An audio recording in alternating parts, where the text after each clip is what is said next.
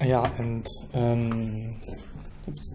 Hi everyone, and first of all, thanks so much for giving me the opportunity to present our research here at Interspeech. My name is Pascal, and I'm affiliated both with the Hasso-Plattner Institute in Berlin-Potsdam and the audEERING GmbH in Gilching, Munich in Germany. And the title of our study is Speaking Corona, Human and Machine Recognition of COVID-19 from Voice. And yeah, like one prominent field of research that we addressed is to quantify disorders from voice in this session. And this is based on the anatomical correlates of speech that can be susceptible to small perturbations caused by various disorders, Parkinson's, depression, but also respiratory disorders. And now with the rise of the coronavirus 2019 disease, COVID-19,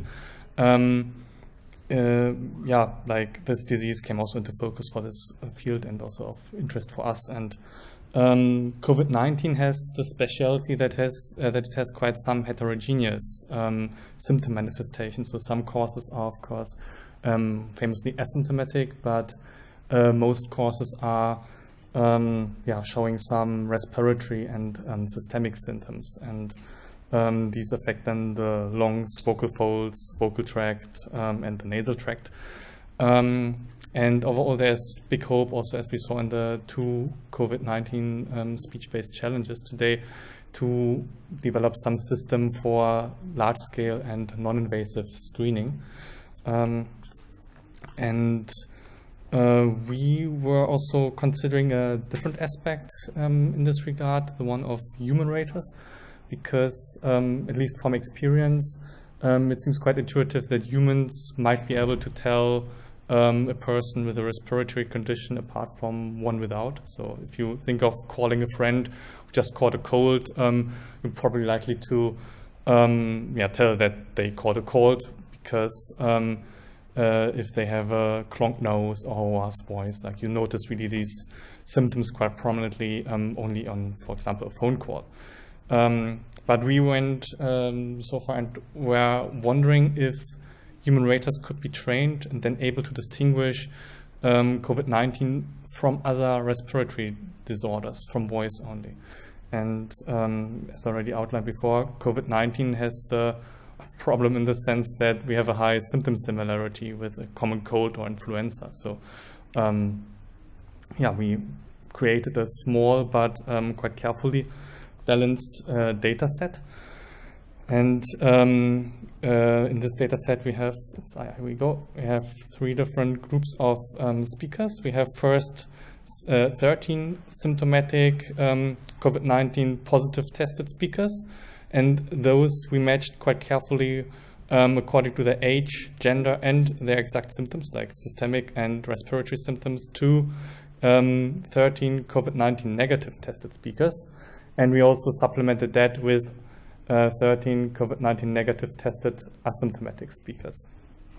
And then for the general experimental setup that we came up with for the study, we had on one hand a system for which we could present human raters, the collected samples, and let them basically predict if the person would have COVID-19 or not. And we also, on the other hand, created a machine learning baseline in order to benchmark the performance of the human raters against. And as for the data collection, we used a data collection platform called AI Sound Lab that we developed at audEERING. If you want to try it out, feel free, of course, to use the QR code or just the link. It's still ongoing. But this data collection platform requires subjects or users to register with their email address in order so that we can have clearly distinguishable speakers in the data set. And as you can see here, for example, on one screen, the subjects had to or were asked to provide the symptoms that they were currently experiencing during their recording session. They were also asked to provide COVID-19 test status and so on as well in the process. And in this data collection effort, we recorded 6 different prompts from the subject. So we created this data set. And yeah, for these 6 different prompts, they were coughing on one hand, where we asked the subjects to cough forced while breathing out 2 to 3 times. We also had red text, where we asked subjects to read the standard phonetic text passage, the first 2 sentences of the standard phonetic text passage, The North Wind and the Sun, in German. And 4 more prompts were the 4 German vowels A, E, I, and U. Yeah, spoken, sustained for 5 seconds. We had a timer in the recording app here, like after the time elapses, basically, then the recording stops. And we were asked the subjects to record the vowel in a comfortable loudness and pitch. Then with this data set, we split the data into 3 folds for 3-fold cross-validation, and unfortunately only 3-fold, we can say, because we had a limited number of raters. So these 3 folds were determined by the numbers of raters that were available. And for each of these 3 folds, we partitioned 2/3 of the speakers in the train partition and assigned also then 1/3 of the speakers in the test partition.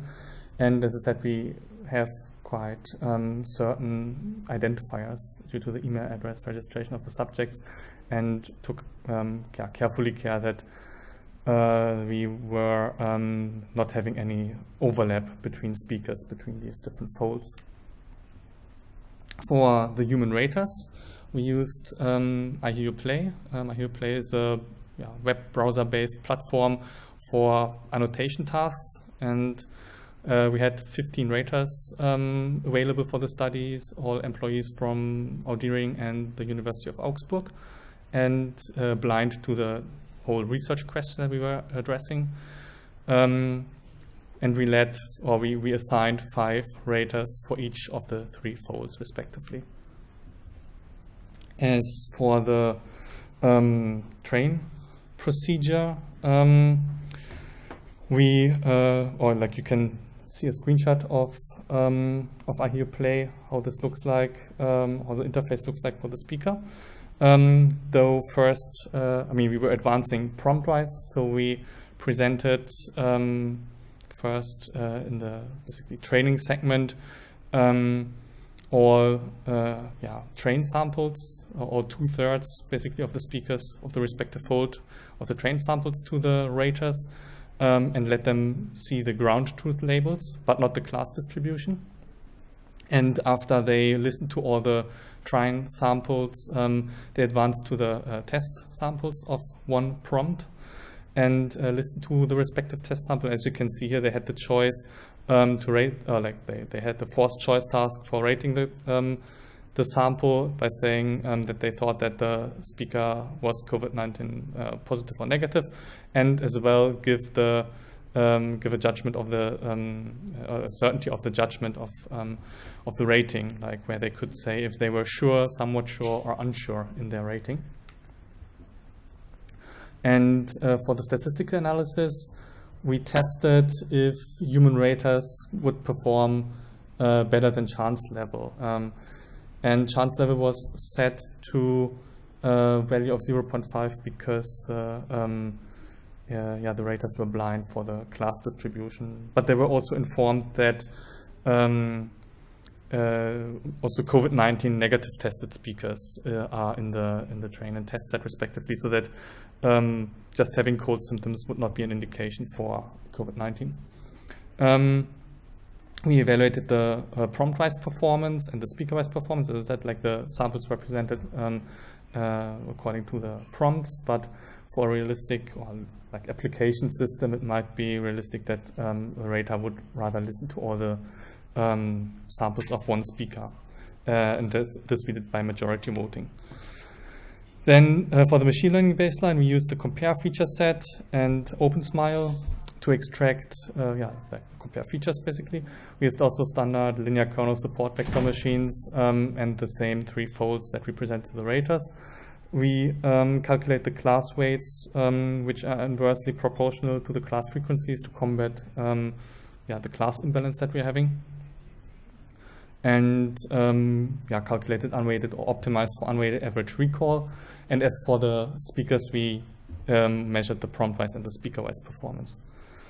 Additionally, for the for the results for the human raters, most ratings are unfortunately close to a proportion of 0.5, which is chance level. The best performance here is seen for the sustained vowel E with an unweighted average recall of 0.55 and the p-value of 0.09 for a two-tailed binomial test against chance level.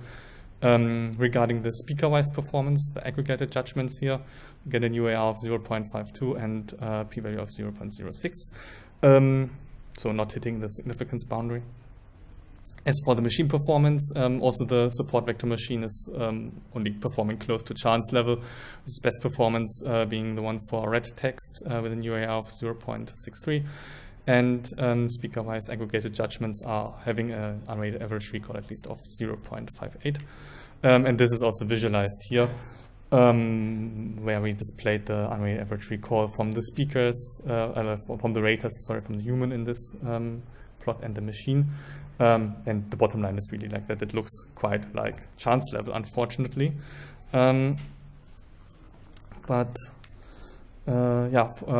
Additionally, we also looked at the perceived task difficulty for the human raters. This we formed by forming the proportion of the rating for unsure, for the label unsure, as you saw in the screenshot. And we see that most human raters are most confident for the coughing task. So even though we told them that that might not be a reliable indication, maybe they did not have any other hint to grasp and just relied on the coughing sound. Because if you look back, like the coughing is also at chance level performance. And they were also least confident about the sustained vowel U when rating their own perceived sureness, basically, of the rating. And then to put this finding into context, you can sum up quite easily in saying like that human and machine struggle quite a lot with COVID-19 detection, at least at our really particular and carefully balanced data set. Performance around chance level is of course nothing where we would say this is a reliable system. But really the bottom line, I think, would be that it is super crucial to see when coming up with a system like this, especially if you want to go in an application-wise area, that you have to account for people that do not have COVID-19 but respiratory or cold-like symptoms, so that you do not just develop a fancy cough detector or cold detector, but that you really try to dig further and really found the symptom, the unique signal that signifies COVID-19. So this symptom similarity we only can only undermine with this with this result, basically, that the symptom similarity of COVID-19, at least in our case for this particular data set with only German speakers, is quite a prominent challenge for this task of automatic recognition of COVID-19. Interestingly, we see that these speaker-wise, the aggregated judgments are showing a slightly better performance increase, which might hint at the fact that the raters might require more speech samples of a speaker in order to succeed. And that is, as we also heard often throughout the day and also just in this session, brings us to future work, which is, of course, to use just larger amounts of data, which is always a caveat for automatic recognition. Fortunately for COVID-19, there are quite some prominent crowdsourcing efforts going on. So one way would be to try to combine data sets here, which is, of course, also a challenge. But really for us, we focused first on the listening perception of the human raters as well. So we had this small, carefully balanced data set for that. And Another interesting aspect could be to see how expert raters, like healthcare professionals, who are frequently exposed to COVID-19 speaking participants, would perform on these tasks. So yeah, that's it from my side. Thanks so much for your attention, and I'm very glad to answer any questions that arise.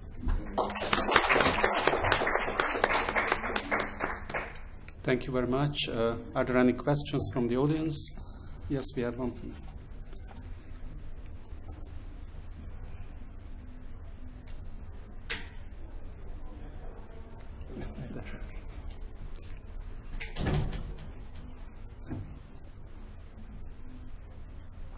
So, thank you for your presentation. Congratulations on the work. I have two questions actually. The first is related to the symptoms and COVID positive design. I wanted to know why you didn't add non-symptomatic but COVID positive group. This is the first question. Sure. And the second question is about variants of COVID. How do you feel this work would progress with different variants? Oh yeah, thanks. These are quite justified and excellent questions, actually. Coming to the variants, that is a really good consideration as well. I think we were performing the research, the data collection, I think in December last year, when I think the first variants started to show, but it was not really such a prominent topic, but that could add another level of complexity, of course. This is really good point. I like this, so this should be really considered. I think thinking also of the data collection that we're doing with AI Sound Lab, I think we are now also asking for the vaccination status because that came up, but variants would be also quite some relevant thing. Realistically, though, I think if you look at the data set, if you're having a participant who registers and records their voice, they would rarely know if they would have a variant, like unless the PCR gets sequenced and they get the notification for this. So realistically, I think we cannot have a ground truth for this and distinguishing it. So we just have to hope that on top of these problems that I explained, the variants would also be there. And your first question was why we did not look into COVID-19 positive and asymptomatic speakers. We looked, actually, I think in the data set I have a table, or there's a table in the paper. We have 2 speakers that were asymptomatic, unfortunately. From the scope of the data collection, it was just a very small data set, which is, quite some weakness there. So it would be quite relevant to tap into these crowdsourcing efforts. Cambridge is quite protective, though, as I said, I'm affiliated also with audEERING. They do not give out the data set to companies that easily, after Cambridge Analytica, understandably, but yeah, that is the limitation there. Okay, thank you. Congratulations. Thanks, yeah. Okay, thank you. We have a couple of online questions. Sure. Is the data set freely available for research? The dataset is actually composed of 2 subsets. One is coming from the University of Augsburg, and that should be, at least from the ethic, not as critical as the one that is from the company. I think, I'm afraid, from audEERING side, due to GDPR and all that fun stuff, we are not allowed to share the data, unfortunately. But University of Augsburg, which is half of the dataset, it should be feasible at least, yeah. Okay, there are questions about, I think it was, you already replied this, so COVID-19 ground truth labels, did they correspond to self-reported status, or were they annotations made by experts? As for the half, I mean, in the paper we have this table explaining where the data comes from. For the portion of University of Augsburg, the participants were asked to hand in a copy of the COVID-19 test certificate, saying if they were positive or negative tested. So there's really, extremely high quality ground truth. For AI Sound Lab, for the data collection platform, we do ask just for a self-assessment. Like the participants could, in theory, just tell bullshit, but we hope that they are truthful in their rating there. Yeah. Were any of your COVID-19 group in hospital when they recorded the speech? No, this was some in the wild data collection. Also for University of Augsburg, I think the participants were recording it with their mobile phone, and for AI Sound Lab, mobile phone or computer headset, desktop, web app application. Yeah. Okay.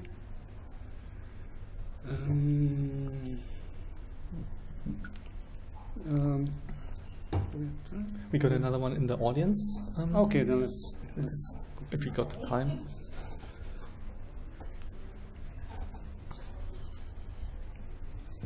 Hi, thank you. Yeah. I was wondering if you had considered any of the voice quality measures, maybe of the type that we had seen in the first presentation.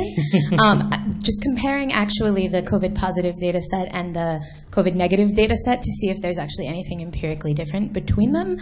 And then another question is about possibly because we know COVID can cause shortness of breath, if maybe there could be something about pause duration or frequency of pauses that the listeners could be attuning to. Yes. Sure, yeah. Also, thanks for the questions and excellent questions.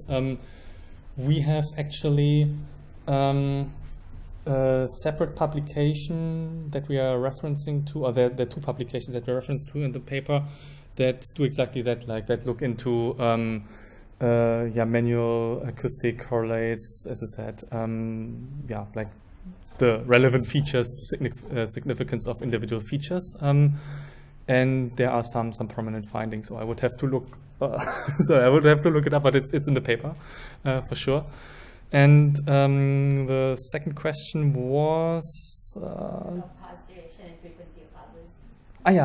Like looking at the individual stuff. For this research, the emphasis was put on the human raters, like to see if human raters, by intuition, could find some COVID-19 specific cues in the voice. So we did not do a very elaborate machine learning system. Otherwise, this is a very good call. I think I remember also from the from one of the COVID challenge talks, they said like it's also in like the middle section, the second section of coughing. As you said, like the duration of that is relevant. I think you can for sure tweak around the system way better to get better performance here. Yeah. All right, thank you very much. Thanks as well.